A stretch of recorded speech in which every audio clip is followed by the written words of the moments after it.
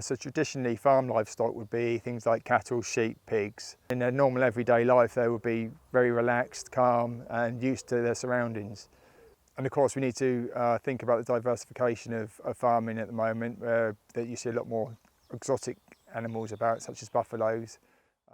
Traditionally risks encountered with livestock, we've got to bear in mind the flight and fight instincts of cattle, sheep, pigs.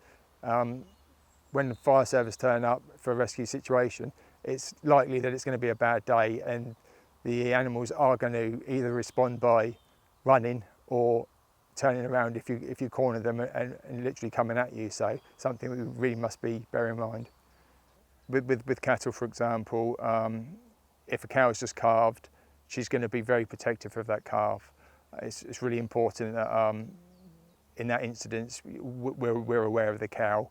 With my cattle I have here, I breed English Longhorn cattle, and they have long horns. They will use them as weapons. So it's things like that we need to be aware of. Regularly that we're doing TB testing and things like this. So the minute the vet turns up or something unusual is happening, the animals react completely different. And it's I can go in a field on a normal day, the animals will come up to me, they do exactly what I want them to. The minute the vet turns up or an unusual person, they will react completely differently. They won't go where you want them to, and they tend to back out, squash you against gates, and there's a lot of weight there. If you get pinned up against the gate, you're going to break some ribs. When we approach an incident involving farm animals, we need to be coming in a very calm mindset. We need to be planning ahead all the time. We need to be communicating a lot to the farmers, our own teams and the public and other services that may be involved with that incident. If we're moving livestock, we need to make sure we pre-planned it well in advance. Walk your routes, shut gates, open gates that need to be available to us. Make sure that everyone is sure of what the plan is going ahead. People need to be stepped back and out of the way, not visual, because that will stop an animal in its tracks if you're trying to move them. And just make sure that the whole route has been planned. We also need to be aware that we need an exit route for ourselves. So if something does go wrong and the animals come back at us, we need to have an escape route. So it's very important that we're looking after ourselves. So when we're going to these incidents, it's never a good day. It's the farmer's going to have an emotional attachment to his livestock. He works with them every single day for many hours, and we get there for a short period and we're telling him what to do. So we need to get the experience of the livestock owners and the handlers, using that to our advantage and try and get them on side with us and explain to them very much what we're trying to achieve and why we're trying to achieve it. And I think, and do it in a manner that is helpful rather than a hindrance, because it's a bad day when that happens. More and more often nowadays there's a lot of rural crime going on and gates being left open, which means animals can escape out onto the highways. It doesn't necessarily mean that the field that you see the cattle, sheep next to belong to that field. So we need to be very mindful that we're not moving animals into a situation where there could be a medical or a welfare issue.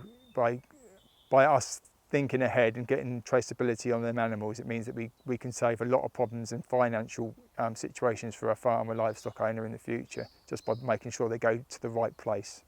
For example, if a herd's been shut down because it's got TB restrictions on it, and we move other animals into that field, then all the animals from the holding that they've come from to will also now have a TB restriction on them, which means they won't be able to be moved off, they won't be able to be sold, they need to be fed longer, and all the financial problems that come with that.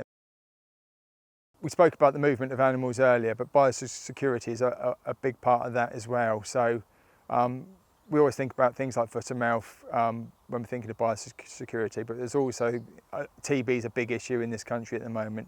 So when we're going to incidences, we really need to be vigilant on our cleaning and making sure that we're leaving all the hazards at the site rather than moving it on from one site to another.